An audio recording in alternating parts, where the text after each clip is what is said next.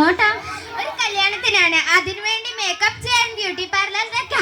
അതും കല്യാണവുമായി എന്താ ബന്ധം? എടി പെണ്ണെ, എന്റെ പിരികം ഒന്ന് ത്രെഡ് ചെയ്ത് ഫേഷ്യലും ചെയ്തിട്ട് വരാം. നിനക്ക് ഈ സൗന്ദര്യമൊക്കെ പോരെ? ഇപ്പോൾ തന്നെ നീ സുന്ദരിയല്ലേ? നീ എന്നെ ഇങ്ങനെ പിന്തിരിപ്പിക്കാതെ. നീ ഇതൊന്നും ചെയ്യാറില്ലേ?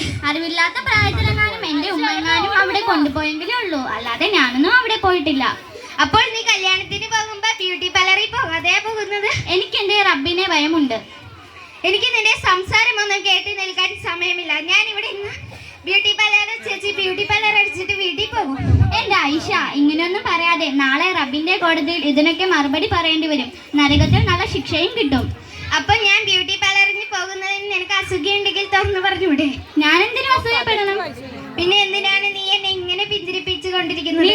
ഐഷ, നീ ദുനിയാവിനെ പറ്റി മാത്രമേ ചിന്തിക്കുന്നുള്ളൂ. നാളെ നമ്മൾ മരണപ്പെടുന്നവരാണ്. ആഖിറത്തെ പറ്റി നീ ചിന്തിച്ചിട്ടുണ്ടോ? ആഖിറമോ? അതെന്ത് സാധനമാണ്? ഇതൊക്കെ നീ മദ്രസയിൽ വരാത്തതിന്റെ കുഴപ്പമാ. മദ്രസയിൽ വന്നിരുന്നെങ്കിൽ ഇതൊക്കെ നീ പഠിച്ചേനെ. യാ റബ്ബേ, ഞാൻ മദ്രസയിൽ വന്നിട്ട് വേണം ഉസ്താദിന്റെ കയ്യിൽ നിന്ന് അടിവാരിക്കൂട്ടാൻ.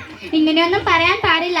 മദ്രസയിൽ പോയി പഠിച്ച് അതനുസരിച്ച് ജീവിച്ചാലേ ആഖിറത്തിൽ വിജയിക്കാൻ കഴിയുകയുള്ളൂ.